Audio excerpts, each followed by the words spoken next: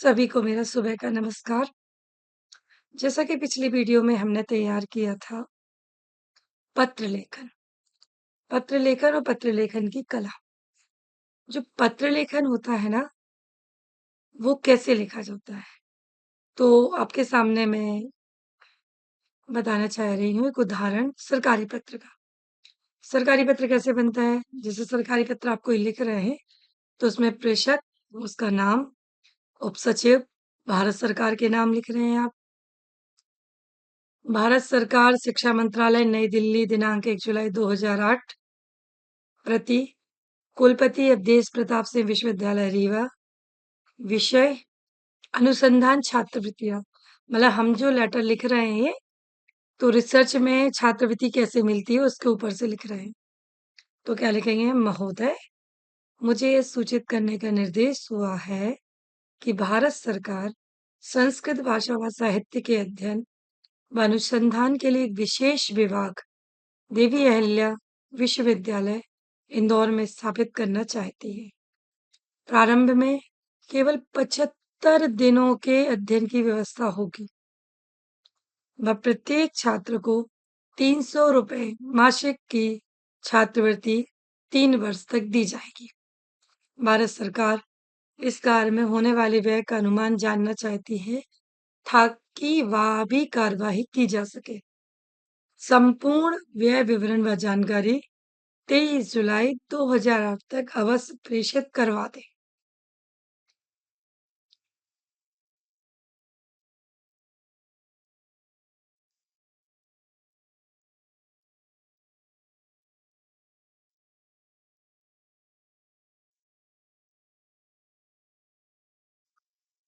हवदिए हस्ताक्षर M Nathan, उप सचिव, भारत सरकार। ये हमने जो देखा है आपका, ये हमने देखा कि आपने किस प्रकार से सरकारी पत्र को लिखा। इसमें हमने अनुसंधान छात्रवृत्ति के लिए काम किया है। अनुसंधान छात्रवृत्ति प्राप्त करने के लिए किस प्रकार से हम कार्य को लिख सकते हैं या एक पत्र लेखन को लिख सकते हैं। उसी प्रकार हम बात करते हैं हमारी अर्ध सरकारी पत्र की। डेमी ऑफिशियल लेटर जिसे कहा जाता है, वो कहलाता है आपका अर्ध सरकारी पत्र।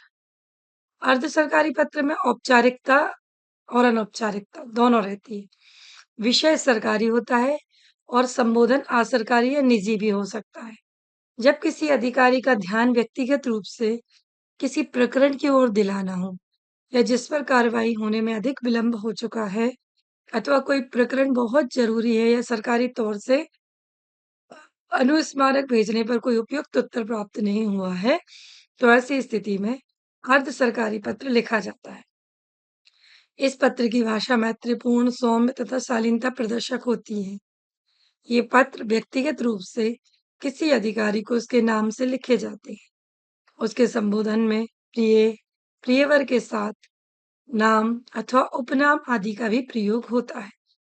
मुझे आदेश हुआ है या मुझे निर्देश हुआ है आदि के स्थान पर मुझे कहते हुए हर्ष होता है या मुझे यह सूचित करते हुए प्रसन्नता हो रही है आदि शब्दावली का प्रयोग होता है।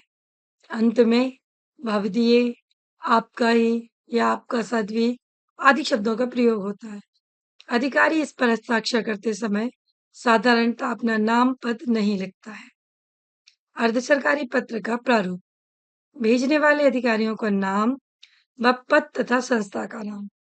अर्ध सरकारी पत्र क्रमांक, कार्यालय क्रमांक, स्थान व दिनांक, उसके बाद आपका संबोधन, उसके बाद आएगा आपका क्लेवर, फिर आएगा अधोलेख, फिर आएगा आपका हस्ताक्षर व उसका नाम और फिर लास्ट में आएगा पाने वाले का नाम। इसका एक प्रारूप हम देखते हैं यहाँ पर। दिनांक। प्रिय श्री के विषय में पत्र संख्या दिनांक का अवलोकन करें। वांछित जानकारी दिनांक भेजे गए स्मारकों के उपरांत भी अभी तक प्राप्त नहीं हुई है। यदि आप इस मामले में व्यक्तिगत रुचि लेंगे, जानकारी शीघ्र भिजवा सके तो मैं आपका अत्यंत आभारी हूँगा। भवदीय हस्ताक्षर, प्रतिष्ठा में नाम, श्रीनाम, उदाहरण, उचित मूल्य की दुकानों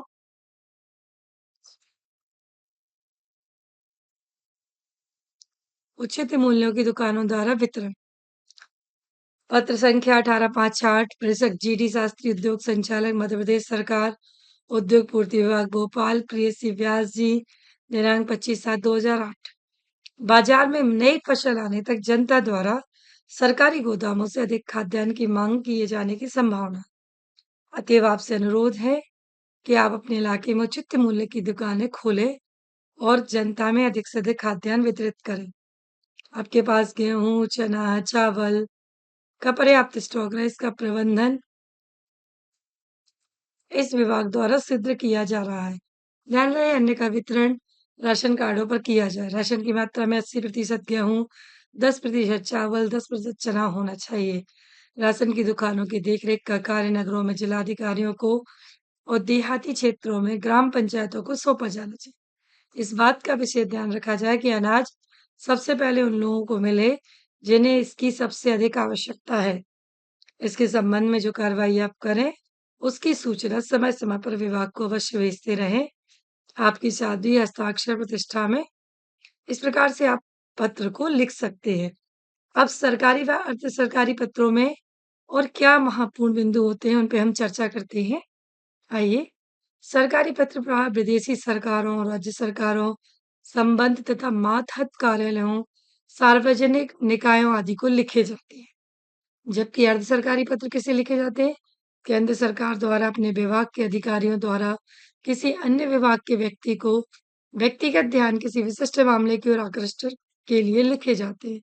शासकीय पत्रों में औपचारिकता अधिक होती है, जबकि अर्ध सरकारी पत्रों में औपचारिकता एवं अनौपचारिकता दोनों होती है।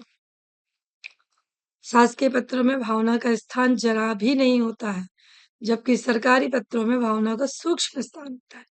इन पत्रों में घनिष्ठता का समावेश होता है।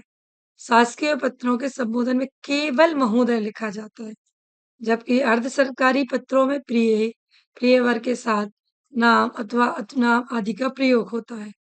शासकीय पत्र के कलेवर में मुझे आदेश हुआ है या मुझे निर्देश हुआ है पदावली का प्रयोग किया जाता है। पत्र को समाप्ति पर स्वनिर्देश के लिए सरकारी पत्र में भवदीय या आपका विश्वासभाजन लिखा जाता है, जबकि अर्ध सरकारी पत्र में आपका सद्भाव या आपका प्रयोग किया जाता है। सरकारी पत्र में प्रेषक अपने हस्ताक्षर व पद का उल्लेख करता है। सरकारी पत्र में प्रेषक अधिकांशतः केवल अपने हस्ताक्षर को ही करता है। इस प्रकार से हमने ये पत्र की श्रृंखला को आपके बीच में शेयर किया। पत्र क्या होते हैं? मैंने पिछली वीडियो को आप बड़े ध्यान से सुनेंगे मेरी तो आपको क्लियर हो जाएगा। पत्र क्या होते हैं? पत्र होते हैं मानवीय विचारों की संवेदना। जो मानव मन में विचार चल रहे हैं, उन विचारों को आप सब तक कैसे पहुँचाएँ? उन विचारों को एक लिखने का सलीका कैसा होता है? उसकी भाषा कैसी होनी चाहिए? सुस्पष्ट होना चाहिए, उसकी भाषा सुगठित होना चाहिए, स्पष्ट होना चाहिए, कम शब्दों में बहुत अधिक बात करने वाली होनी चाहिए। वो होता है आपका पत्र और पत्र का प्रकार। अब हम आगे पढ़ेंगे हमारा अगला टॉपिक है जो प्रतिवेदन। प्रतिवेदन क्या कहलाता है? प्रतिवेदन के बारे में हम चर्चा करेंगे। प्रतिवेदन का सामान्य अर्थ होता है किसी भी चीज की एक रिपोर्ट तैयार करना। रिपोर्ट इंग्लिश में उसे रिपोर्ट कहा जाएगा। रिपोर्ट राइटिंग जैसे आप पढ़ते हैं ना, प्रतिवेदन प्रस्तुतिकरण या रिपोर्ट राइटिंग, तो वो रिपोर्ट राइटिंग कैसे लिखी जाती है, प्रतिवेदन कैसे लिखा जाता है, वो आपको मैं इस वीडियो में बताऊंगी। प्रतिवेदन क्या होता है? किसी व्यक्ति, वस्तु या घटना के स्वोद्देश्य सूक्ष्म निरीक्षण उपरांत तैयार किया गया वह संपूर्ण विवरण प्रतिवेदन कहलाता है, जो इस व्यक्ति, वस्तु या घटना की वास्तविक स्थिति प्रस्तुत करने के साथ-साथ उपादेयता का भी परीक्षण प्रस्तुत कर रहा है। चलिए, जैसे हम एक एग्जाम्पल के माध्यम से लेते हैं। जैसे मैं अपनी यूनिवर्सिटी में कई प्रकार के सेमिनार वर्कशॉप कराती हूँ। सेमिनार वर्कशॉप हायर एजुकेशन का एक बहुत बड़ा हिस्सा होता है। मतलब जितना भी आप ज़्यादा सेमिनार, वर्कशॉप वगैरह करा रहे हैं, तो उच्च शिक्षा में उतना ही ज़्यादा आपको सीखने का मौका मिल रहा है। जब हम कुछ सेमिनार कराते हैं, अब हम 2 दिन का सेमिनार करा रहे हैं, ध्यान से सुनिएगा मेरी बात को, जब समझ में आएगा आपको। अगर आप 2 दिन का सेमिनार करा रहे हैं, या आप 3 दिन का सेमिनार करा रहे हैं या 4 दिन का सेमिनार करा रहे हैं। तो आपने 3 दिन का सेमिनार कराया तो आपने कहा त्रिदिवसीय राष्ट्रीय संगोष्ठी। अब त्रिदिवसीय राष्ट्रीय संगोष्ठी का एक ओपनिंग होगी, एक क्लोजिंग होगी। मतलब एक समापन समारोह होगा, एक शुभारंभ समारोह होगा। अब शुभारंभ समारोह जो होगा जब उसकी ओपनिंग होगी तो देखिए मैं पहुँचा रही हूँ आपको प्रतिवेदन तक कि प्रतिवेदन क्या कहलाता है। जो शुभारंभ समारोह होगा उसमें क्या होगा? सबसे पहले माँ सरस्वती के आंगन में दीप प्रज्वलन होगा। मंगल वेला में मंगल कामना ले एक दीप जलाएं जिसकी लो साक्षी हो उन अनुपम पलों की, तो हम भी उन्हें बुलाते सादर जो कर करेंगे दीप प्रज्वलन।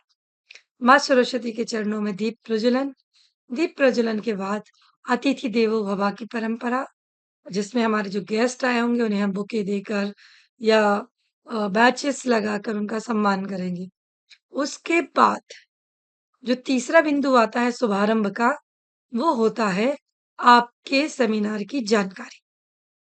जो 3 दिवसीय अंतर्राष्ट्रीय सेमिनार है, राष्ट्रीय सेमिनार मैं करा रही हूँ, इसकी जानकारी हम कैसे देंगे, क्या देंगे? अब थोड़ा-सा हमने उसके बारे में डिक्टेट किया कि भई ये 3 दिवसीय राष्ट्रीय सेमिनार है, इसका विषय ये है और इस विषय में हम ऐसे-ऐसे काम कर रहे हैं। उसके जस्ट बाद बारी आती है प्रतिवेदन प्रस्तुतिकरण की। ये ओपनिंग में भी होता है या समापन में भी होता है। तो प्रतिवेदन प्रस्तुतिकरण जब हम सेमिनार का करते हैं, तो शुभारंभ में क्या करते हैं? शुभारंभ में करते हैं, मैं नम्रता जैन आपके सामने आज के इस 3 दिवसीय राष्ट्रीय सेमिनार के शुभारंभ में अपना प्रतिवेदन प्रस्तुतिकरण करना चाहती हूँ। मैं बताना चाहती हूँ रिपोर्ट राइटिंग में अपनी कि ये जो 3 दिवसीय सेमिनार है इसकी तैयारी हम पिछले 3 महीने से लगातार कर रहे हैं। 3 महीने से करने के बाद हमने लोगों के बीच में गूगल फॉर्म डाला। गूगल फॉर्म के थ्रू लोगों से उनकी प्रतिक्रिया ली, उनका रजिस्ट्रेशन कराया। मतलब समझ रहे हैं? पूरा प्रतिवेदन, कोई भी कार्य आपने किया है ना, उसका पूरा प्रस्तुतिकरण आप पहले देंगे। फिर क्लोजिंग में भी देंगे। तो मैं यहाँ आपको ओपनिंग से समझा जब मेरा ये एग्ज़ाम्पल आप सुन लेंगे ना ध्यान से, तो मतलब आपको प्रतिवेदन में लिखने में किसी भी प्रकार की दिक्कत नहीं आएगी। तो मैंने लिखा उसमें गूगल फॉर्म भरवाया, गूगल फॉर्म भरवाने के बाद लोगों से हर प्रकार की मैंने जानकारी ली।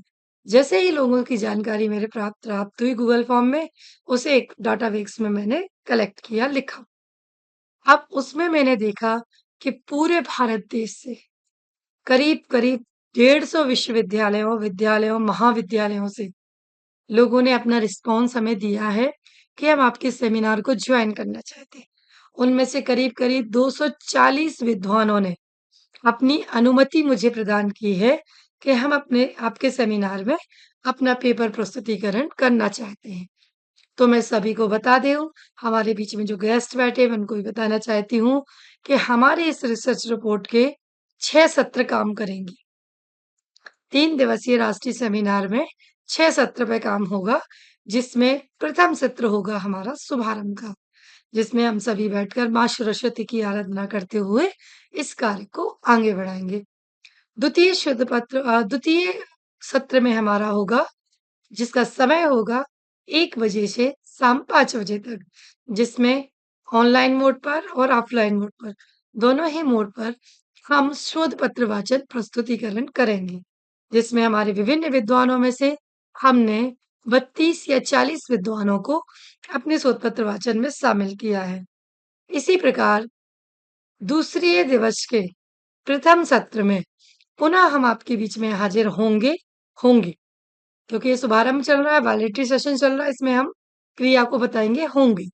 द्वितीय सत्र में पुनः हमारे बीच में पूरे भारत देश के विभिन्न राज्यों के विश्वविद्यालयों के करीब-करीब 40 प्रोफ़ेसर विद्वान अपना आत्मनिर्भर भारत के ऊपर प्रस्तुतिकरण प्रस्तुत करेंगे।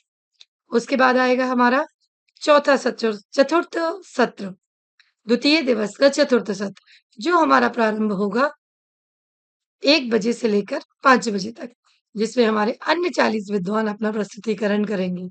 उसके बाद तृतीय दिवस में हमारा पंचम सत्र प्रारंभ होगा, जो सुबह 10 बजे से 1 बजे तक कार्यरत रहेगा।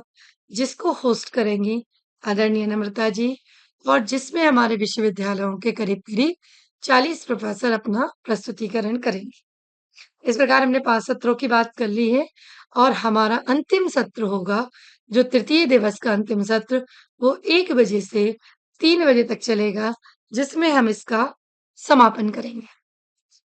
जिसमें हमारे मुख्य अतिथि के रूप में हमारे वाइस चांसलर सर, हमारे चांसलर सर, हमारे कुलपति महोदय, हमारे रजिस्ट्रार सर, हमारे एकेडमिक डीन सर, जो भी आपके यहाँ वैलिडिटी सेशंस में आपके यहाँ सम्मिलित करने वाले हैं, तो उनके सभी के नाम आप यहाँ रिप्रेजेंट करेंगे कि हमारे आखिरी और अंतिम सत्र में 3 दिवस की जो श्रृंखला है, उसके अंतिम सत्र में हमारा जो कार्य होगा, वो समापन समारोह का होगा और उसके बाद हमारा प्रमाण पत्र वितरण होगा। प्रमाण पत्र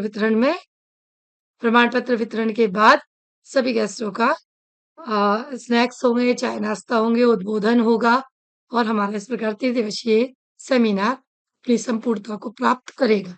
अभी मैंने क्या कहा? करेगा सिर्फ। अभी मैंने ये नहीं कहा कि हो गया। अभी मैंने सिर्फ कहा करेगा। फ्यूचर टेंस की बात मैं यहाँ कर रही हूँ, भविष्य की बात ये कर रही हूँ कि ऐसा-ऐसा ये कहलाता है एक प्रतिवेदन प्रस्तुतिकरण, कि आपने जो 3 महीने अपने सेमिनार के लिए तैयारी की, उसका प्रतिवेदन प्रस्तुतिकरण आप कैसे करेंगे। अब देखिए 3 दिन हमारा सेमिनार लगातार चला, अब हमारा लास्ट वैलिडिटी सेशन है, जिस दिन समापन समारोह है, उस दिन हम पुनः अपना प्रतिवेदन प्रस्तुतिकरण करेंगे। वही क्रिया सुबह से, जैसे हमारा प्रोग्राम 1 बजे से शुरू होगा, माँ सरस्वती के चरणों में दीप प्रज्वलन, अतिथियों का स्वागत, अतिथियों के स्वागत के बाद प्रतिवेदन प्रस्तुतिकरण। अब प्रतिवेदन प्रस्तुतिकरण होगा, तो उसमें क्या लिखा जाएगा कि जिस 3 दिवसीय सेमिनार का हम आयोजन कर रहे थे, वह अपने अंतिम सत्र की समाप्ति की ओर है। जिसमें जो हमने होगा किया था ना, अब वो हमने किया। प्रथम सत्र में माँ सरस्वती की आराधना करते हुए इसका शुभारंभ किया। द्वितीय सत्र में हमारे विद्वानों ने अपना पेपर प्रेज़ेंट किया। इसे आप डीपली लिखेंगे, मैं सिर्फ़ ओरली आपको समझा रही हूँ। तृतीय पूरा लिखा जाएगा। वैरायटी सेशंस में पता नहीं आपके पास कौन से गेस्ट बैठे हैं या ओपनिंग सेमेस्टर में कौन से सेक्शन में कौन से गेस्ट बैठे थे, तो सबको नॉलेज होना चाहिए। जब आप ओपनिंग कर रहे हैं, उस प्रतिवेदन प्रस्तुतिकरण कर रहे हैं, जो आपके अतिथि आए हैं, वो सारी जानकारी आपसे ओपनिंग में ले लेंगे। तब उनको गेस्ट स्पीच होगी। भई उनको बोलने के लिए कंटेंट तो चाहिए। वो क्या बोलेंगे? तो जो आप बोलेंगे अपना प्रतिवेदन प्रस्तुतिकरण, उसमें से ही सुन के वो अपने विचार वहाँ रखेंगे, कि आपको हार्दिक शुभकामनाएँ हैं शुरू में। पहले प्रतिवेदन में जब स्पीच होती है गेस्ट की तो यही आता है, आपको हार्दिक शुभकामनाएँ, आपका जो अंतर्राष्ट्रीय सेमिनार है वो बहुत ऊँचाइयों तक जाए, बहुत लोगों को सुनने का मौका मिले, एक्स, वाई, जेड जो भी उनके मन में। अब जो क्लोजिंग है समापन समारोह उसमें क्या है आपका घूम फिर के, कि जो हुआ है उसका हम प्रतिवेदन प्रस्तुतिकरण करेंगे। द्वितीय सत्र हमारा इतने बजे से इतने बजे तक हुआ। इसमें होस्ट किसने किया? उसके बाद उसने कार्य को कैसे आगे किया? किन-किन लोगों ने रिप्रेज़ेंट किया? वो भी आप इसमें डाल सकते हैं कि प्रथम सत्र के द्वितीय दिवस में प्रथम दिवस के द्वितीय सत्र में हमारे बीच में दिल्ली विश्वविद्यालय के प्रोफ़ेसर डॉक्टर आर के मुद्गल साहब जुड़े थे। या जो नाम आपको जो लगता है डिग्निटीज़ आपके सामने बहुत बेटर है या जिनका आप न्यूज़ एक प्रकार से प्रतिवेदन प्रस्तुतिकरण एक न्यूज़ होती है। नहीं न्यूज़ नहीं कहेंगे उसे, न्यूज़ का फ़ॉर्मेट थोड़ा अलग होता है। पेपर में जो न्यूज़ आती है उसका फ़ॉर्मेट थोड़ा अलग होता है, लेकिन प्रतिवेदन उससे कोरिलेटेड होता है, आस-पास जुड़ा हुआ होता है। द्वितीय सत्र में हमने ये किया, चतुर्थ सत्र में हमने ये किया और आज हम आपके बीच में उपस्थित हैं अपना अंतिम सत्र मतलब समापन समारोह लेकर। तो अंतिम सत्र में हम आपके बीच में उपस्थित हुए हैं। हमारे गेस्टों का स्वागत हो गया है, स्वागत के बाद सरस्वती वंदना भी हो गई है और हमने पूरी ये सारी चीज़ें भी आपको बता दी हैं और लास्ट आशा रखूँगी कि हमारे बीच में जो अतिथि आए हैं, वो अपनी शुभकामनाओं से हमारे इस अंतर्राष्ट्रीय सेमिनार को अपने अंतिम पड़ाव की ओर लेके जाएँ। अंतिम पड़ाव का मतलब होता है जब भी कोई सेमिनार हो उसकी प्रोसीडिंग ज़रूर होती है। प्रोसीडिंग मतलब उसका बुक पब्लिकेशंस होना, जर्नल पब्लिकेशंस होना, ये सारी चीज़ें होती हैं उसमें। तो भई उस चीज़ को भी हम कार्यरत करेंगे, उस पे भी हम काम करेंगे। तो ये एक प्रकार से हमारा प्रतिवेदन प्रस्तुतिकरण होता है। ये मैंने आपको पूरे एग्ज़ाम्पल के साथ, उदाहरण के साथ मेरी पहली वीडियो से लेकर आज तक की जितनी भी आप वीडियो देखेंगे, कोई भी विषय बिना एग्ज़ाम्पल के मैं एक्सप्लेन कर ही नहीं पाती। तो वो आपके लिए भी बहुत ही उपयोगी साबित होता है। अब थोड़ा-सा हम इसको पढ़ते हैं जो मैं लिखा हुआ है आपके सामने डेस्कटॉप पे। वह संपूर्ण विवरण प्रतिवेदन कहलाता है, जो उस व्यक्ति, वस्तु या घटना की वास्तविक स्थिति प्रस्तुत करने के साथ-साथ उपादेयता का भी परीक्षण प्रस्तुत कर रहा हो। विभिन्न संस्थाओं, संगठनों, समितियों की सामूहिक या इसके अंतर्गत आने वाले विभागों, इकाइयों को साधारण या विशेष बैठक के समय-समय पर होती रहती है।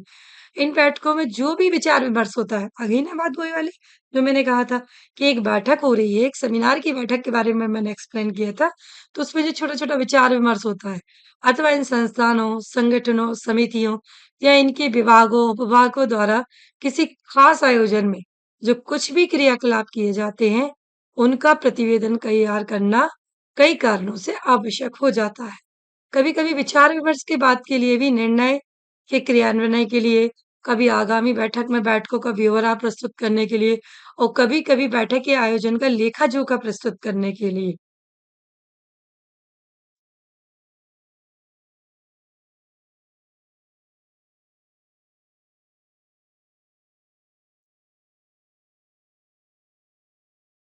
कभी-कभी संस्थान, संगठन, उसकी एक इकाई, व्यक्ति विशेष के क्रियाकलापों की जाँच-पड़ताल या छानबीन करने के लिए, उसको कार्य पद्धति में सुधार लाने के लिए, उसके कार्यक्षेत्र के विस्तार के लिए, उसकी उपयोगिता, उपादेयता की परख के लिए जाँच समिति या जाँच अधिकारी नियुक्त किए जाते हैं। ऐसी जाँच समिति, ऐसे जाँच अधिकारी पूरी जाँच-परख करने के बाद अपना प्रतिवेदन प्रस्तुत करते हैं। बहुत बढ़िया, वही मैं आपसे बात कर रही हूँ कि मैंने भी आपको पूरा एक अपना सेमिनार्स का रिपोर्ट राइटिंग बताई। अब यहाँ इन्होंने कहा कि कोई जाँच किसी के ऊपर बैठी है, तो उसका भी प्रतिवेदन तैयार होता है, रिपोर्ट जिसे हम कहते हैं ना। अब आप मानेंगे कि थाने वाली रिपोर्ट, तो थाने वाली रिपोर्ट नहीं कहेंगे इसे, मतलब एक प्रकार से रिपोर्ट ही है, उसमें सब कुछ आ जाएगा।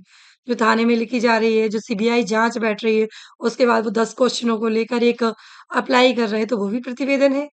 वो भी एक तैयार किया हुआ प्रतिवेदन है।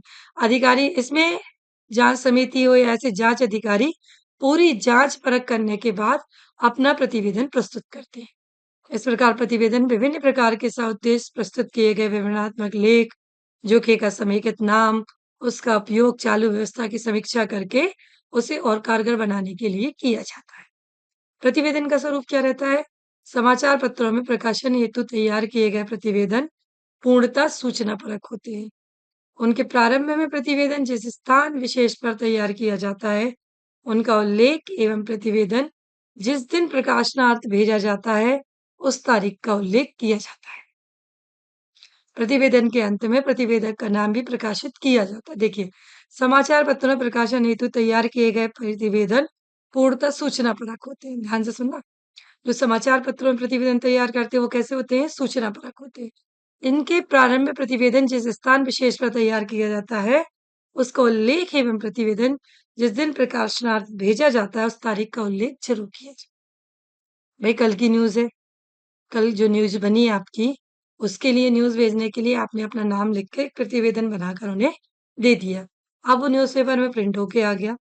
सौजन्य से अब आप देखते होंगे ना अधिकतर सौभाग्यकांक्षी या सौजन्य से दिल्ली दूरदर्शन या नेशनल दिल्ली दूरदर्शन, तो ये सब प्रतिवेदन के ही वो होते हैं। नेक्स्ट है हमारा इसका बिंदु, कार्यालयीन कार्यों के लिए तैयार किए जाने वाले सामान्य प्रतिवेदन को प्रारंभ करते समय तिथि एवं स्थान के उल्लेख में विकल्प होता है। जब किसी कार्यालय के लिए आप प्रतिवेदन तैयार कर रहे हैं, तो हो सकता है उसकी तिथि और स्थान में कोई विकल्प हो। सामान्य प्रतिवेदन उतना नैमित्तिक, संक्षिप्त एवं सूचनापरक नहीं होता है, जितना समाचार पत्रों में प्रकाशनार्थ तैयार किया गया प्रतिवेदन हुआ करता है। ऐसे प्रतिवेदन में प्रतिवेदन को थोड़ी छूट रहती है। इस प्रकार के जब प्रतिवेदन तैयार करते हैं, तो थोड़ी-सी फ्लेक्सिबिलिटी रहती है। फ्लेक्सिबिलिटी मतलब समझ रहे होंगे आप, छूट रहती है कि भई बिल्कुल जैसे आप न्यूज़पेपर के लिए न्यूज़ भेज रहे हैं, तो आप कंटेंट प्रॉपर भेजिए। किसी ने आत्महत्या की, तो उसके बारे में पूरा डिफाइन हो। यदि सीबीआई जाँच बैठी, तो उसमें पहले क्वेश्चन से लेके आखिरी क्वेश्चन तक पूरा काम होगा। अभी जस्ट मैं जब समय वीडियो बना रही हूँ ना, उस समय एक बड़ा मुद्दा अभी हाथरस का हुआ। हाथरस का हुआ, आपने सुना होगा। जिस समय हमारी ये वीडियो बन रही है, जिस समय का काम चल रहा है ये हमारा, तो एग्ज़ाम्पल मैं यहाँ उठाना चाहती हूँ ये। हाथरस का एक मुद्दा हुआ था अभी कुछ समय पहले।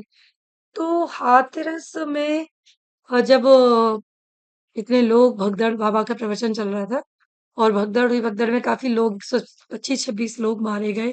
उसपे एक सीबीआई जाँच बैठाल दी गई। सीबीआई जाँच बैठालने के बाद सीबीआई ने क्या किया? सीबीआई जाँच का मतलब क्या होता है? मैं आपको विषय से नहीं भटका रही हूँ, मैं आपको सिर्फ़ समझाने का प्रयास कर रही हूँ, कि सीबीआई जाँच का मतलब होता है सीबीआई ने जो भी एनालिसिस किया है, जो भी विश्लेषण किया है उस केस को लेके, उसका उन्होंने एक प्रतिवेदन प्रस्तुतिकरण किया। प्रतिवेदन प्रस्तुत करने के लिए उन्होंने कुछ क्वेश्चन्स बनाए। न्यूज़ में सुन रही थी अभी कुछ दिन पहले मैं। उन्होंने पहले एक खाका तैयार किया, एक एनालिसिस तैयार किया, एक प्रतिवेदन तैयार किया। क्वेश्चन्स उन्होंने कुछ बनाए, न्यूज़ चैनल में दिखाए जा रहे थे।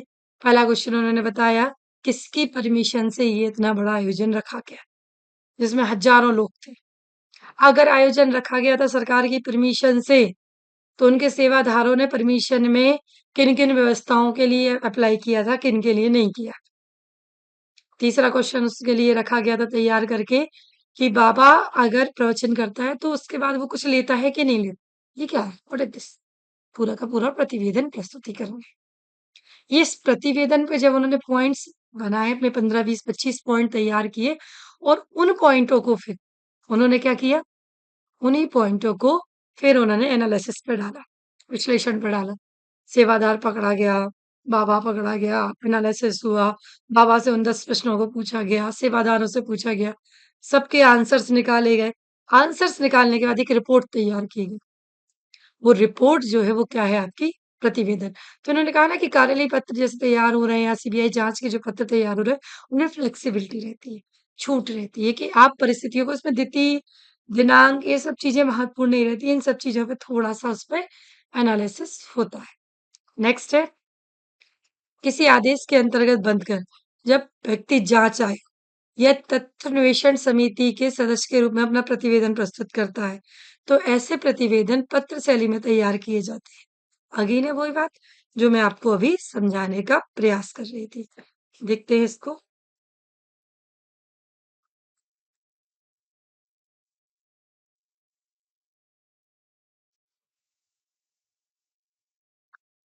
किसी आदेश के अंतर्गत बंदकर जब कोई व्यक्ति जांच आयोग या तथ्यान्वेषण समिति के सदस्य के रूप में अपना प्रतिवेदन प्रस्तुत करता है, तो ऐसे प्रतिवेदन पत्र शैली में तैयार किए जाते हैं। इन्हें जांच आयोग या तथ्यान्वेषण समिति के नियुक्तिकर्ता को संबोधित करते हुए प्रस्तुत किया जाता है। बिल्कुल। उदाहरण देखिए, एक एग्जाम्पल यहाँ फिर आ गया। उदाहरण दिया है इन्होंने, दंगे की घटना की जांच के लिए गठित समिति द्वारा प्रतिवेदन विगत 14 दिसंबर 1986 महीने कपलज में हुए जातीय दंगों के कारण जांच के लिए राज्यपाल महोदय ने 3 सदस्यों की एक समिति गठित की थी और आदेश किया था कि समिति 20 दिनों में अपना प्रतिवेदन प्रस्तुत करे। वही रिपोर्ट, सीबीआई जांच, वही वाली सारी बातें आ गई ना आपके सामने। तो समिति ने निम्नलिखित 3 सदस्य थे, न्यायमूर्ति श्री ईश्वरी प्रसाद, भूतपूर्व न्यायाधीश श्री लासमण बाकर, प्रसिद्ध वकील एवं सांसद सदस्य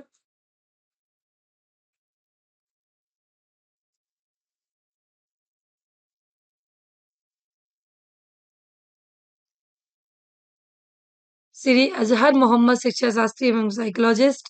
समिति के तीनों सदस्यों ने पूरे एरिया का दौरा किया और हर प्रकार के दंगे के कारणों का पता लगाया। समिति के तीनों सदस्यों ने अपने जांच कार्य में निम्नलिखित प्रक्रिया को अपनाया। कौन सी? दंगे के बारे में विभिन्न इलाकों में रहने वाले 150 लोगों का साक्षात्कार, पूरा एनालिसिस। मैंने अभी बताया ना, मैंने बाबा का एग्जाम्पल दिया आपको कि बाबा ने कैसे किया, क्या गलती हुई, उसका एक रिपोर्ट हुई, उसको न्यूज़ चैनल पे हमने सुना, उसको हमने आपके बीच में एग्ज़ाम्पल के प्रूव किया। ये चीज़ वही आपके लिए एग्ज़ाम्पल्स आपकी नोटबुक में लिखा हुआ है कि समिति ने 3 सदस्यों ने अपने जाँच कार्य में निम्नलिखित प्रक्रिया को अपनाया। पहला क्या था? दंगे के बारे में विभिन्न इलाकों में रहने वाले 150 लोगों का साक्षात्कार किया गया। दंगा पीड़ित लोगों से भेंट करके दंगे के कारणों एवं स्थितियों के बारे में पूछताछ की गई। तीसरा, पुलिस विभाग के लोगों से वास्तविक स्थिति के बारे में पूछताछ की गई। चौथा, दंगा पीड़ित इलाकों से दंगे के दौरान पकड़े गए लोगों के बयान लिए गए। नेक्स्ट, साक्षात्कार। देखो किन-किन बिंदुओं को प्रतिवेदन कैसे तैयार होता है, जब भी आप कोई भी प्रतिवेदन लिखें, बड़ा मज़ा आता है प्रतिवेदन लिखने में। आप पढ़ाई करते हैं ना, आप एमए कर रहे हैं, आप एमए हिंदी साहित्य से एमए कर रहे हैं। तो आपसे कहा जाए मुंशी प्रेमचंद जी के ऊपर से एक प्रतिवेदन लिखिए, आप मुंशी प्रेमचंद जी के ऊपर से कैसे प्रतिवेदन लिखेंगे? मैं बार-बार मेरी पहली वीडियो आप सुनना ध्यान से कि इस विषय में प्रयोजनमूलक नाम क्यों पड़ा? टेक्नोलॉजी के कारण इस विषय का नाम प्रयोजनमूलक पड़ा। तो अगर हम मुंशी प्रेमचंद जी का प्रतिवेदन रिपोर्ट राइटिंग तैयार कर रहे हैं, तो हमें क्या-क्या एजेंडा उसमें उठाने पड़ेंगे, क्या-क्या मुद्दे उसमें उठाने पड़ेंगे? सारे मुद्दे उठाने पड़ेंगे। प्रेमचंद जी की सोच क्या थी? प्रेमचंद जी की लेखन शैली क्या थी? लेचन प्रेमचंद जी की भाषा शैली क्या थी? इन सब 5-6 मुद्दों को उठाकर ग्रामीण समाज के ऊपर प्रेमचंद जी की सोच क्या थी? नगरीय समाज के ऊपर प्रेमचंद जी की सोच क्या थी? तब जाके एक अच्छा प्रतिवेदन प्रस्तुतिकरण आप कर सकते हैं। एक रिसर्च है प्रतिवेदन प्रस्तुतिकरण करना, है ना?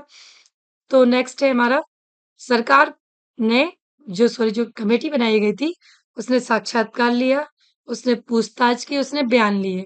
उन बयानों से प्राप्त हुए सूत्रों के आधार पर निर्धारित कारणों से सत्यापन हेतु पुनः एक बार पूछताछ हुई। एक बार पूछताछ हो गई, सारा उन्होंने एनालिसिस ले लिया, उसके बाद भी एक बार पुनः इस प्रक्रिया को अपनाया गया। सत्यापन हेतु मतलब ये कितनी लेवल तक सत्य है, कहाँ तक ये जो बात कही गई है वो सही है। उस हेतु एक बार पुनः पूछताछ हुई, पुनः साक्षात्कार एवं बयानों की प्रक्रिया अपनाई गई। इस बार कुछ ऐसे लोगों से ही पूछताछ की गई जो प्रत्यक्ष रूप से दंगे से संबद्ध ना होकर परोक्ष रूप में इससे गहराई के साथ जुड़े हुए थे। अब किससे बात हुई? देखिए, एक दंगे की पूरी रिपोर्ट तैयार हो रही है यहाँ पे बेटी। तो सत्यापन हेतु पुनः एक बार पूछताछ, साक्षात्कार एवं बयानों की प्रक्रिया अपनाई गई। इस बार कुछ ऐसे लोगों से भी पूछताछ की गई। अभी उन्होंने क्या किया था, 150 लोगों से पूछताछ की, साक्षात्कार लिया, कौन-कौन लोग वहाँ दंगे में शामिल थे, उनसे बात की, उनके बयान लिए, सारी चीज़ें उन्होंने अपनी एक रिपोर्ट तैयार कर ली। अब जो दोबारा उन्होंने जो सत्यापन के लिए अपनाई, उसमें क्या किया? इस बार ऐसे लोगों से पूछताछ की गई, जो प्रत्यक्ष रूप से दंगों से संबद्ध ना होकर, परोक्ष रूप में इससे गहराई से जुड़े हुए थे।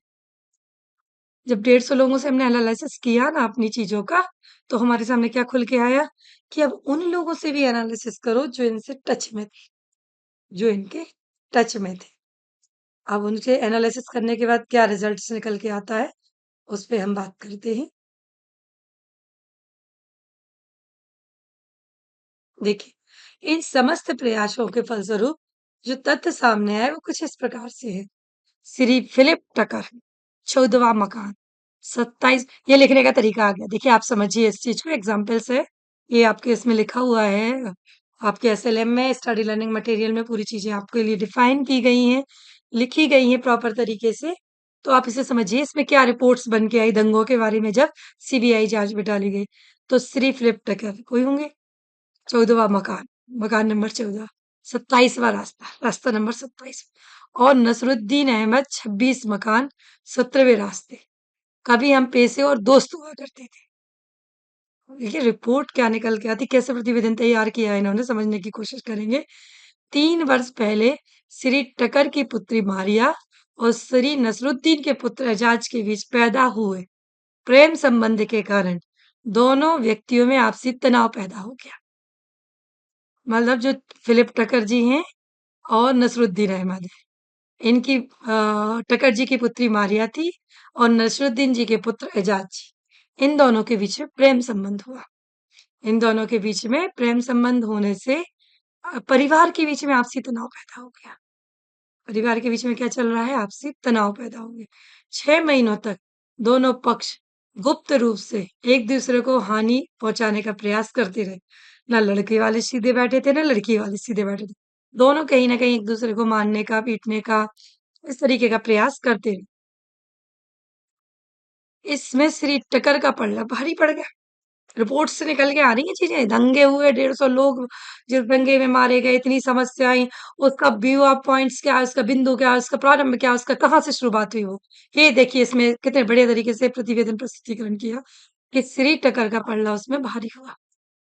उन्होंने व्यावसायिक नाकाबंदी पर श्री नसरुद्दीन के कारोबार को लगभग चौपट कर दिया। अब ये आपसी हानि पहुँचाते-पहुँचाते एक-दूसरे के बिज़नेस को लॉस करने में आ गए, कि हम एक-दूसरे का बिज़नेस कैसे लॉस करें। आर्थिक दबाव के कारण एजाज को कुवैत जाना पड़ा। टकर जी जो है ना इन पे भारी पड़ गए, ठीक है?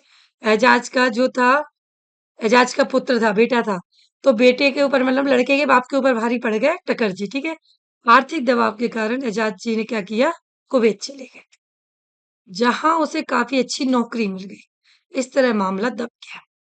उस समय, अभी दंगों के पे नहीं आए हम, अभी तो हमने दंगे का एनालिसिस किया है कि दंगा किस कारण से हुआ, क्या रीज़न था कि दंगा हुआ, क्यों दंगे हुए? दंगे की जब हम पुरानी प्रक्रिया पे गए, मैं इस चीज़ पे एक एडवाइस ज़रूर करूँगी आपको, अगर वीडियो आप बड़े ध्यान से सुन रहे हैं, पूरे कंटेंट को सुन रहे हैं, सीआईडी देखिए आप। अगर आपको कोई प्रतिवेदन, प्रस्तुतिकरण लिखना है, तो आप सीआईडी देखिए। सीआईडी में आपको 1 घंटे का पूरा एपिसोड दिखाया जाता है और 1 घंटे के एपिसोड में वो कितनी चीज़ें एनालिसिस करते हैं और सबसे लास्ट में रिज़ल्ट पे आते हैं। शुरुआत कहाँ से होती है सीआईडी की? कि मतलब कोई मर गया है और पुलिस केस बन गया है। किसी की अर्थी है वो मिल नहीं रही है, किसी की लाश है वो मिल नहीं रही है, किसी की बेटी है जो खो गई है, वो मर चुकी है, मिल नहीं रही है। अब उसे मारा किसने? कहाँ से इस चीज़ की, इस जड़ की शुरुआत हुई थी? कहाँ से ये प्रारंभ हुआ था? किसने उसे मारा? ये यहाँ से प्रारंभ होकर कैसे आगे बढ़ा? ये सारी चीज़ों का एनालिसिस वो धीरे-धीरे, धीरे-धीरे कर रहा है ना, वो हम जब लिखेंगे उसे थ्योरी में, तो वो कहलाता है प्रतिवेदन। उस समय मामला दब सा गया। साल भर बाद एजाज छुट्टियाँ मनाने आए और वापसी में मारिया को कुवैत ले गया। मारिया मतलब कौन? टकर की पुत्री। मारिया को वो कहाँ ले गया? कुवैत ले गया। तो टकर बिफर गया। टकर ने एक समय तो अपना जलवा दिखाया, पूरा मानसिक हानि पहुँचाई, शारीरिक हानि पहुँचाई, फिर बिज़नेस तबाह कर दिया। बिज़नेस जैसे ही तबाह हुआ, तो इन्हें लगा कि चलो हम चले जाते हैं, यहाँ से कुवैत चले जाते हैं। लेकिन 1 साल तक बहुत बढ़िया नौकरी की, उसने सोचा अब तो मामला दब गया। सब सेटल हो गया इंडिया में, कुछ नहीं बचा, अब चीज़ें दिक्कतें कोई नहीं है। तो उन्होंने फिर क्या किया, उनकी बेटी को ले गए, जिससे टकर बिफर उठे। उन्होंने श्री नसरुद्दीन के ऊपर इस प्रकार से थावा बोला कि गुंडों से उन्हें बुरी तरह पिटवाया और उनकी दुकान में भी आग लगवा दी। टकर ने क्या किया, उन्हें गुंडों से मरवाया और उनकी दुकान में आग लगवा दी।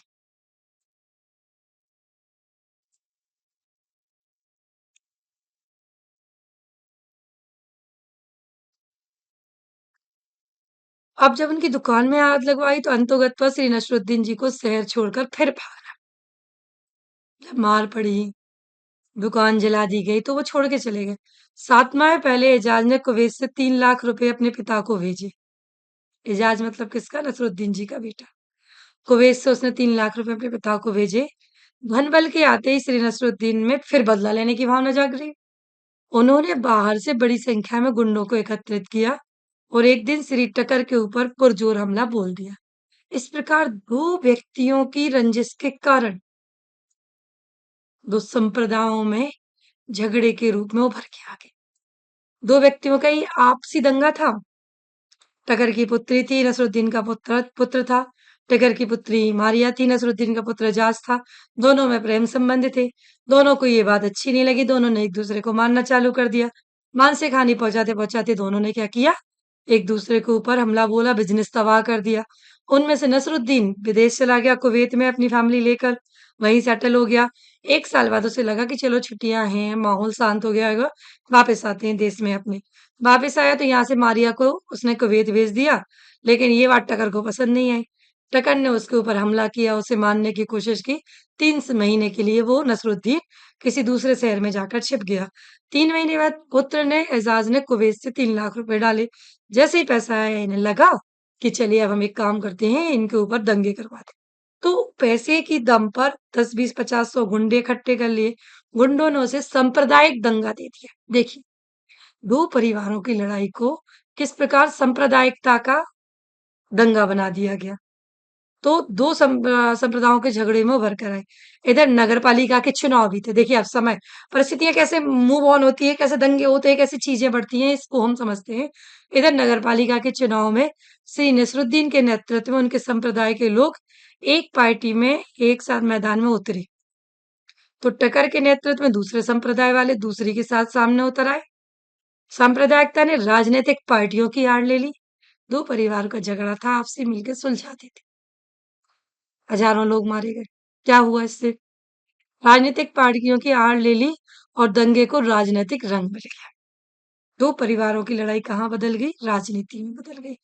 दो संप्रदाय, फिर दो पार्टियों के विद्वेष में दोनों संप्रदायों से संबंध, विदेशी राष्ट्र ने भी योगदान दे दिया। भाई साहब वो कुवैत चले गए थे, इन्हें किसी और ने सपोर्ट कर दिया। वो देखते हैं किसने किया, रिपोर्ट्स में पढ़ते हैं क्या आया आगे हमारा। कुवैत से एजाज ने जोड़ा तो टक्कर ने अमेरिका से गहरा किया।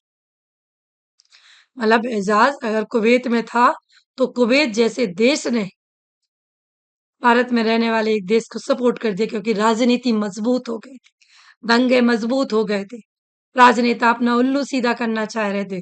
तो यहाँ टक्कर ने भी अमेरिका से गुहार लगा दी। दोनों संप्रदायों के लिए गोपनीय ढंग से आर्थिक सहायताएं आने लगी। दंगे करना है, देश में राजनीति करना है, राजनीति करने के लिए उठापटक करना है, जोड़-तोड़ की राजनीति करना है, विधायकों की राजनीति करना, सांसदों की राजनीति करना है, तो 2 लोगों को 2 संप्रदाय बनाकर उतार दिया गया। चूँकि विदेश मुद्रा का आगमन हमारी आर्थिक व्यवस्था के लिए वरदान है। अतः सरकारी नीतियाँ भी इस टकराव को धार देने में सहायक बन गई। इस प्रकार 2 व्यक्तियों का झगड़ा 2 राष्ट्रों के बीच चलने वाले शीत युद्ध के रूप में बदल गया, जिसकी अभिव्यक्ति इस दंगे के रूप में हुई। मतलब जो दंगा हुआ जिसमें इतने लोग मारे गए, वो कैसे स्टार्ट हुआ, कहाँ से प्रारंभ हुआ? 2 परिवारों के 2 बच्चे थे, एक बेटी, एक बेटा। दोनों में प्रेम संबंध उत्पन्न हुए, दोनों परिवारों को ये पसंद नहीं आया, दोनों ने एक-दूसरे को हानि पहुँचाई, बिज़नेस तबाह किया, उनमें से एक कुवैत चला गया, कुवैत में जाके उसने पैसा कमाया, पैसा कमा के वापसी आया बदला लेने के लिए। बदला लेने के बाद बेटी को भगा ले गया, यहाँ बदला लेते रहे। यहाँ नगरपालिका के चुनाव चल रहे थे, तो दोनों की राजनीति राजनीति में बदल गई, दोनों की लड़ाइयाँ। दोनों की लड़ाइयाँ राजनीति में बदली तो वो सांप्रदायिक दंगे हुए। जब दोनों के संप्रदाय के दंगे लोग मरना शुरू हुए, तो विदेशी देशों ने अपना उल्लू सीधा करना प्रारंभ किया। एक ने इसे सहायता की, दूसरे ने दूसरे को सहायता की। जब विदेशों ने सहायता 2 लोगों को करना कर दी, तो सरकार ने जो भारत सरकार थी, जो लोग थे उनने भी क्या किया? उनने भी प्रमोट करना इन्हें शुरू कर दिया और स्थिति क्या बनी कि वो युद्ध जो 2 परिवारों का था, वो शीत युद्ध में बदल गया। लंबे समय तक चलने वाला युद्ध हो गया, जिसकी अभिव्यक्ति इस दंगे के रूप में होती है।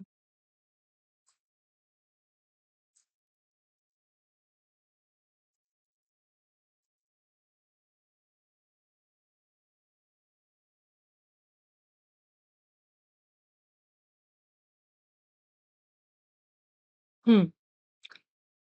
दंगे में जिन औजारों का प्रयोग हुआ, उनमें अधिकांश देसी ही थे।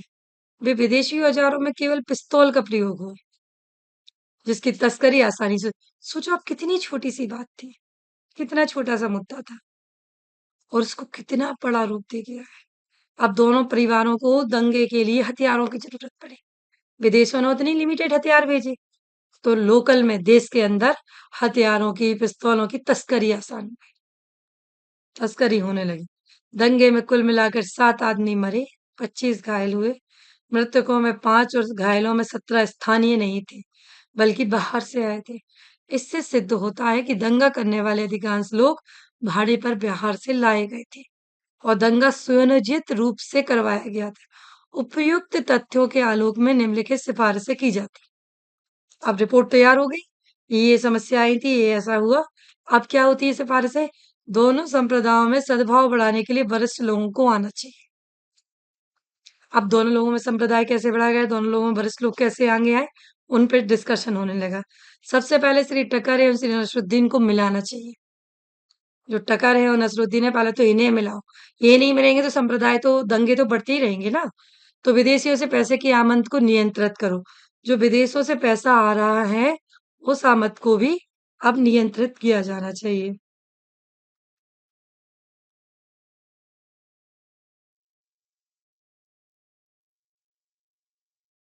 व्यक्तिगत मसलों को हल करने के लिए पुलिस को प्रारंभ में ही ठोस कदम उठाने चाहिए थे।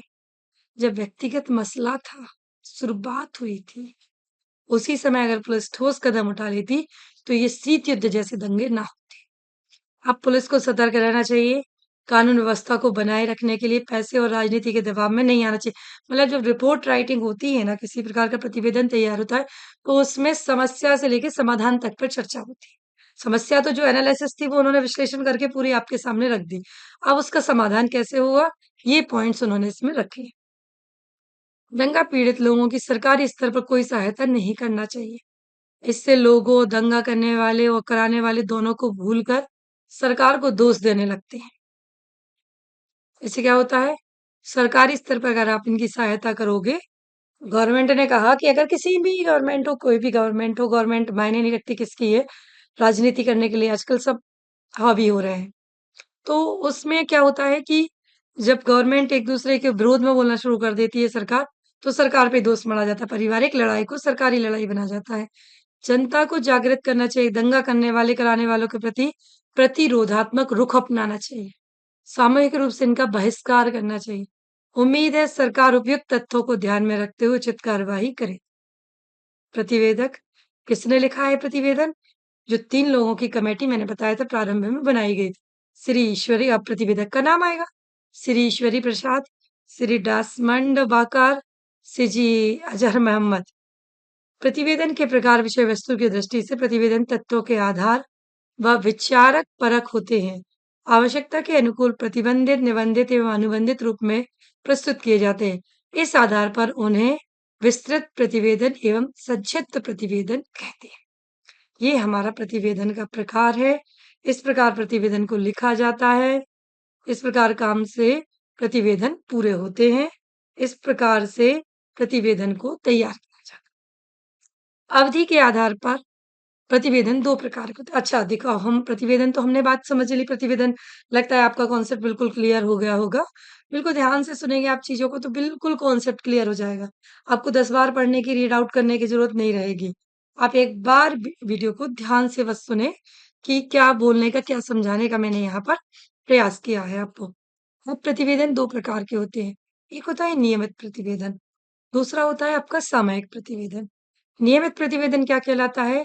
नियमित प्रतिवेदन कर्मचारियों को गोपनीय चरित्र मतलब कॉन्फिडेंशियल रिपोर्ट, विभाग के सालाना प्रतिवेदन, किसी स्वायत्त शासी संस्था के वार्षिक प्रतिवेदन नियमित प्रतिवेदन कहलाते हैं। जैसे सीबीआई जांच कॉन्फिडेंशियल रिपोर्ट तैयार करते हैं। सीबीआई कभी भी खुल के वो नहीं करती है।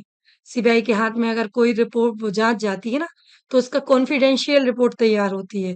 तो वो नियमित प्रतिवेदन होते हैं।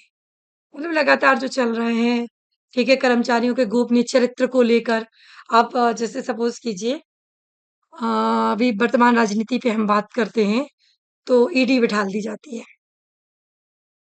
किसी भी नेता राजनेता के खिलाफ ईडी बिठा दी जाती है। अब ईडी कोई ऐसी नहीं बिठा दी, ईडी बिठाने का मतलब क्या हुआ? ऐसा थोड़ी था सुबह ईडी बिठा ली और शाम को वो पकड़ के ले गए, नहीं। ईडी अपना प्रतिवेदन तैयार करती रहती है। आपकी एक्टिविटीज़ का पूरा ध्यान रखती है। आप किससे फ़ोन कर रहे हैं, किससे फ़ोन कॉल कर रहे हैं, महीनों नियमित रूप से ये काम चल रहा है, महीनों ये काम चल रहा है। और जब ईडी बैठने के बाद, महीनों काम चलने के बाद जब आपके पास पुख्ता रिपोर्ट तैयार हो जाती है, पुख्ता सबूत तैयार हो जाते हैं, तब उसका एनालिसिस किया जाता है। तब आपको जेल में डाला जाता है, तब आपको कार्रवाई की जाती है, तब आप पे पकड़ा जाता है। तो ये कहलाती है कॉन्फिडेंशियल रिपोर्ट। ये प्रतिवेदन का जो स्वरूप है, वो कॉन्फिडेंशियल रिपोर्ट का स्वरूप होता है। उसी प्रकार दूसरा होता है आपका सामयिक प्रतिवेदन। जब किसी विशेष उद्देश्य की पूर्ति के लिए सामयिक तौर पर सामयिक प्रतिवेदन तैयार किए जाते हैं। जब किसी विशेष उद्देश्य की पूर्ति के लिए प्रतिवेदनों की संख्या के आधार पर प्रतिवेदन 2 प्रकार के होते हैं, सामूहिक और व्यक्तिगत। वैयक्तिक। अच्छा, पहले तो प्रतिवेदन 2 प्रकार के। एक हो गया नियमित प्रतिवेदन और दूसरा हो गया सामयिक प्रतिवेदन। सामयिक प्रतिवेदन किसे कहा जाता है? जो एक विशेष उद्देश्य की पूर्ति के लिए किया जाता है। और नियमित जो लगातार किसी न किसी के ऊपर कॉन्फिडेंशियल अपनी रिपोर्ट तैयार करे, वो नियमित कहलाता है। अब सामयिक के प्रतिवेदनों के आधार पर भी प्रतिवेदन 2 प्रकार का होता है। उसमें एक तो होगा आपका सामूहिक प्रतिवेदन और एक होता है व्यक्तिगत प्रतिवेदन। अब इसके बारे में हम तैयारी करेंगे।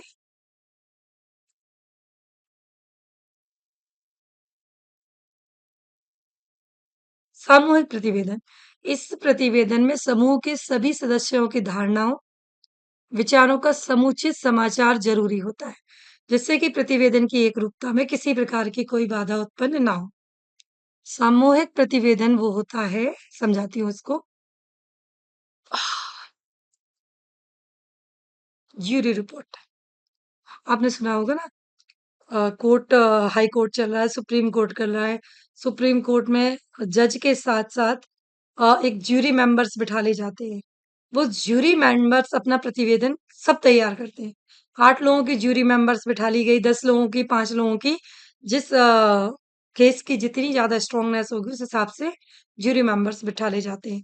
तो ज्यूरी मेंबर्स 8 लोगों के सपोज़ कीजिए तैयार हुए, तो 8 में से अगर 6 उस क्राइम कैंडिडेट के प्रति अपना जो नज़रिया रखेंगे, वो आपकी रिपोर्ट फाइनल मानी जाएगी। तो ये जो सामूहिक प्रतिवेदन जो तैयार होता है, उसमें भी यही कहा जा रहा है कि प्रतिवेदन समूह के सभी सदस्यों की धारणाओं, विचारों का समुचित समाचार ज़रूरी होता है। भाई, अभी मैंने बताया ना कि बाबा के दंगे के किस्से बहुत चल रहे हैं। अब जब सुप्रीम कोर्ट, हाई कोर्ट में ये केस जाएगा, तो एक ज्यूरी कमेटी बिठा ली जाएगी। भाई, जज अकेले कितना डिसीजन लेता है? न्यायमूर्ति, न्यायाधीश जी पूरा अपना डिसीजन लेते हैं, लेकिन एक ज्यूरी कमेटी जो होती है ना, वो बैठ के भी एक्सपर्ट डिसीजन लेती है, एक साथ डिसीजन लेती है। फिर उनको सबको एक प्राइवेट रूम में बिठा दिया जाता है और फिर सबका, 8 लोगों का उसमें मत लिया जाता है कि आप, इसने जो काम किया है, अभी मैंने, दिमाग से स्लिप हो रही है, आपके दिमाग में आए तो बताना। अक्षय कुमार जी की एक मूवी है, जिसमें वो वहाँ जाता है सेना में, और वहाँ पर पहुँचकर वो, मतलब उसकी वाइफ जो है ना, उसका किसी दूसरे से अफेयर हो जाता है, फिर उसका मर्डर हो जाता है। वो जहाज के ऊपर से, क्रूज के ऊपर से, फिल्म नाम याद नहीं आ रहा है। आप उसमें देखना, उसका जो केस लड़ता है वो खुद लड़ता है केस तो, और उसमें एक जूरी कमेटी होती है। जूरी कमेटी जो बैठती है ना, वो 8 लोगों को एक जगह कमरे में बंद कर दिया जाता है, बिठा दिया जाता है। उनसे कहा जाता है कि जो दावा इसके ऊपर किया जा रहा है, उससे आप सहमत हैं या असहमत, मतलब इसे सजा मिलनी चाहिए, आप उससे सहमत हैं या असहमत हैं? तो 6 लोगों की एक टीम है ना, वो कहती है कि इससे हम असहमत हैं, कि इसे नहीं मिलना चाहिए सजा, और 2 लोग अभी भी अड़े हैं कि मिलना चाहिए। तो जब ज्यूरी कमेटी का निर्णय, डिसीजन का जज के पास आता है, तब वो उसमें एनालिसिस करता है कि कितने ज़्यादा लोगों का मत है। कम से कम 7 लोगों का मत अगर इसमें सहमत का है, तो वो केस बिल्कुल सही, ओके। तो इस तरीके से सामूहिक प्रतिवेदन का यहाँ पर प्रयोग किया जाता है। अब हमारा दूसरा बैठता है व्यक्तिगत प्रतिवेदन। व्यक्तिगत प्रतिवेदन क्या कहलाता है? यह व्यक्ति विशेष का होता है। इस प्रतिवेदन में सामूहिक प्रतिवेदन की रचना प्रक्रिया वाली कठिनाई नहीं होती है। प्रसारण की दृष्टि से प्रसारण प्रतिवेदन 2 प्रकार के होते हैं। एक गोपनीय प्रतिवेदन होता है। अब प्रसारण की दृष्टि से देखते हैं हम, व्यक्तिगत में तो व्यक्तिगत प्रतिवेदन होगा, वही सिंगल एक आदमी का प्रतिवेदन है। जज के भी मान लें हम, जज ने अगर अपना जो डिसीजन दे दिया, वो सर्वोपरि और सर्वमान्य हो गया इसमें, है ना? प्रकाशित प्रतिवेदन प्रारूप के आधार पर प्रतिवेदन 2 प्रकार के होते हैं। निश्चित प्रारूप वाले प्रतिवेदन, ऐसे प्रतिवेदन मुद्रित प्रपत्रों में प्रस्तुत करने होते हैं, जिसमें आकलन किसी निश्चित मुद्दे पर किया जाता है। मुक्त प्रारूप वाले प्रतिवेदन, ऐसे प्रतिवेदनों में आकलन निश्चित होता है और प्रतिवेदन को कुछ छूट होती है। व्यक्ति, वस्तु एवं घटना के आधार पर ऐसे प्रतिवेदन निम्नलिखित प्रकार के होते हैं। कौन-कौन से प्रकार के होते हैं? इन पे हम डिस्कशन करते हैं।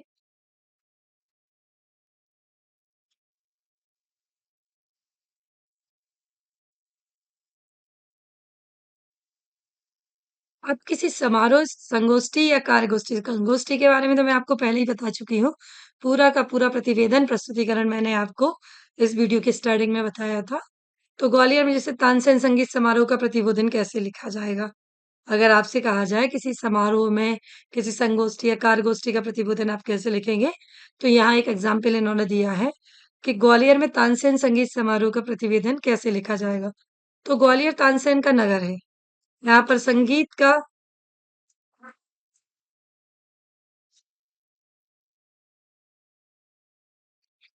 तो ग्वालियर तानसेन का नगर है।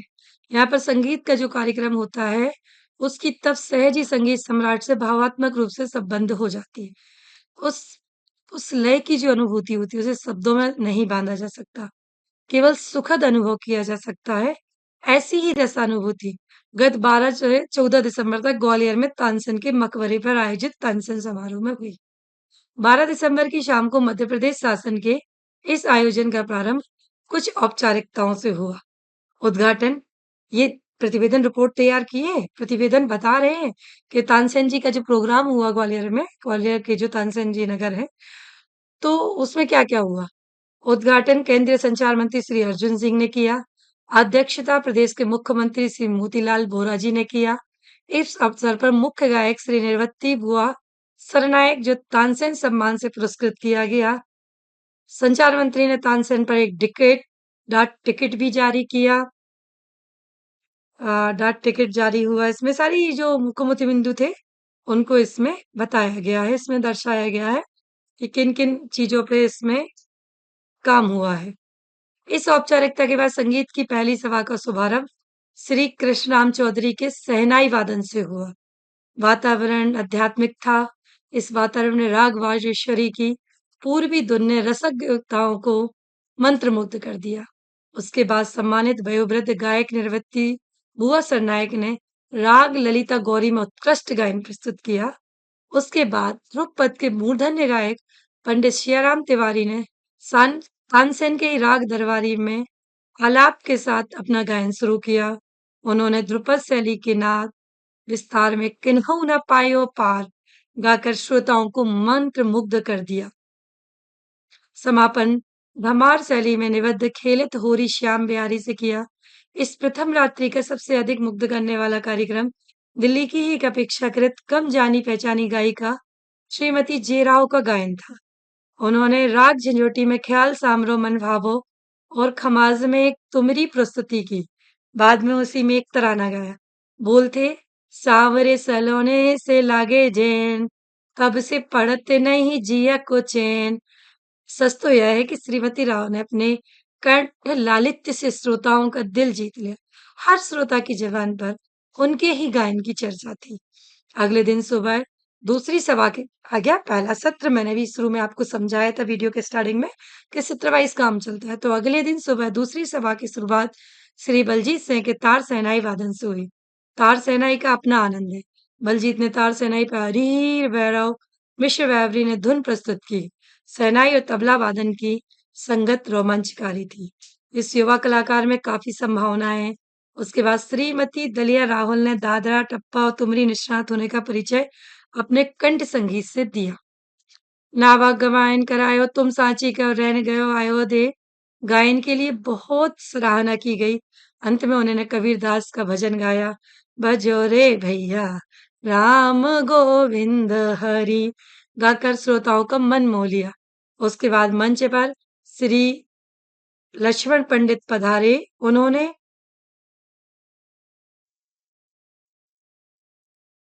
एक मिनट बताती हूँ मैं इसके बारे में।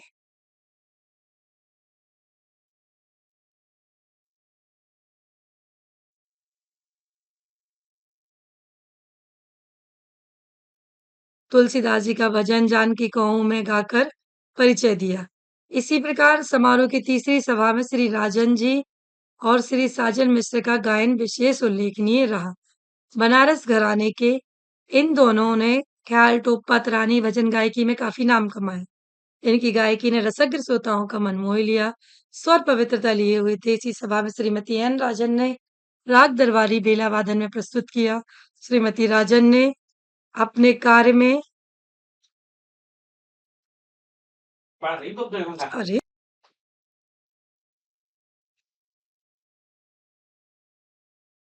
इनकी गायकी ने रसज्ञ श्रोताओं का मन मोह लिया। स्वर पवित्रता लिए हुई थी। सभा में श्रीमती एन राजन ने राग दरबारी बैला वादन में प्रस्तुत किया। श्रीमती राजन ने अपने बैला वादन में रागों की शुद्धता का विशेष ध्यान रखा। देश की इस अग्रणी वेला वादिका ने वस्तुतः अपनी मनोहारी लयकारी से श्रोताओं को मुग्ध कर दिया। रविवार की सुबह समारोह की चौथी सभा में उस्ताद समाउद्दीन देसाई फरीदी ने अपनी रुद्रवाणी वादन से श्रोताओं के कानों में रस खोल दिया। किराना घराने के संगीतकार की चारी की काबिल तारीफ थी।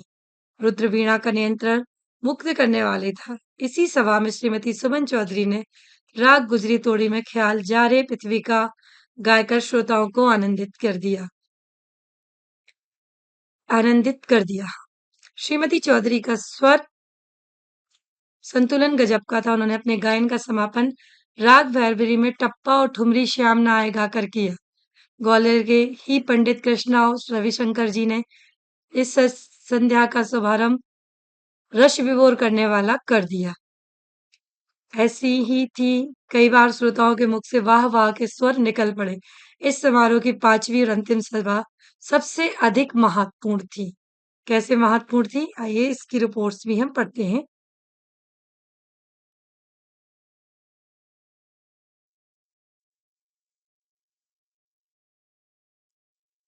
उस दिन जिया मोहिउद्दीन खां डागर ने बीन बजाकर श्रोताओं के आनंद के सागर में गोते लगवाए थे। तो पंडित जसराज ने अपने गायन से आध्यात्मिक रस वर्षा की। ख्याल गायन में टप्पे की ताने में श्रोता का लगाव पंडित जी की अपनी विशेषता है। अपने गायन में स्वयं तो डूब ही जाते हैं, श्रोताओं को भी गोते लगवाते हैं। इस विलक्षण स्वर साधक की गायिका अंतर चेतना को झंकृत कर दे इसे। इस सभा का समापन उस्ताद अमजद अली खां के सरोद वादन से हुआ। अमजद अली के इस समय के देश के सर्वश्रेष्ठतम सरोद वादक है। इनके गहरी तान, गमक, लय, छत और इनका चमत्कृत करने वाला ही श्रोता झूम उठते हैं। ग्वालियर में जन्मे इस युवा कलाकार में वस्तुतः अद्भुत क्षमता है। मध्य रात्रि के बाद तक चलने वाली संतम सभा में अमजद अली खां सरोज बजाते रहे और वो श्रोता अपनी लय पर झूमते रहे। सावर्णीय रसवर्षा थी। अंत में और इतना और कहना होगा कि इस समारोह में भाग लेने वाले श्रोता आम श्रोताओं से अलग संगीत प्रेमी थे। तीनों दिन सुबह-शाम पंडाल खचाखच भरा हुआ था। संगीत की लहरें उठती-गिरती रहीं, मन भीगता रहा, श्रोता झूमते रहे। ऐसे संगीत प्रेमी श्रोता को कम देखने मिलते हैं। तो इस प्रकार हमने आपको प्रतिवेदन लिखना सिखाया। मुझे लगता है कि हमारी इस वीडियो में आपका ये कॉन्सेप्ट बिल्कुल बहुत अच्छे तरीके से क्लियर हो गया होगा कि प्रतिवेदन प्रस्तुतिकरण क्या कहलाता है। जब भी आप कोई भी आप रिसर्च करेंगे इन फ्यूचर, कभी आप भविष्य में रिसर्च पे काम करते हैं, तो सबसे बड़ा मुद्दा रिसर्च का होता है प्रतिवेदन प्रस्तुतिकरण। प्रतिवेदन आपका जब अच्छा बनेगा, आपने क्या प्रतिवेदन जैसे आप हमें में अभी पढ़ रहे हैं, पीएचडी करने का मन बनाते हैं, तो सबसे पहले आपसे सिनॉप्सिस बनवाई जाती है। संक्षेपिका जिसे कहते हैं सिनॉप्सिस कि आपने किस विषय पे काम करना है, उसकी एक सिनॉप्सिस तैयार करके ले आइए। तो जब वो आप सिनॉप्सिस बनाते हैं ना, तो वो सिनॉप्सिस बनाने का जो आपका तरीका होता है, वो कैसा होता है? आपको अगर सपोज़ कीजिए आपको मन्नू भंडारी जी के ऊपर से काम करना है, तो मन्नू भंडारी एक नारी लेखिका थी, एक स्त्री लेखिका थी और बहुत अच्छा लिखा है उन्होंने अपनी लाइफ़ बहुत शानदार लिखा है उन्होंने। तो उनके साहित्य को आपने थोड़ा बहुत पढ़ा, उसमें से आपने जो एक अच्छा कॉन्सेप्ट तैयार किया, उपसंहार जो तैयार किया, वो आपका प्रतिवेदन कहलाएगा। आशा करती हूँ कि आपको ये प्रतिवेदन वाला विषय बहुत अच्छे से क्लियर हो गया होगा उदाहरणों के माध्यम से। अगर कहीं समस्या आती है तो आप वीडियो को 2 या 3 बार सुनकर इसके बारे में समझ सकते हैं कि प्रतिवेदन प्रस्तुतिकरण में प्रतिवेदन कैसे तैयार किया जाता है। मैंने 3 उदाहरणों के माध्यम से प्रतिवेदन बताया। एक मैंने आपको हाथरस की घटना के बारे में बताया, एक मैंने आपको शीत युद्ध जो हुआ था उसके रीज़न्स, उसके कारण, उसकी समस्याओं के बारे में प्रतिवेदन लिखना सिखाया। एक आपको मैंने रिसर्च को लेकर प्रतिवेदन लिखना सिखाया। आगे की तैयारी करेंगे हम अपनी अगली वीडियो में। धन्यवाद।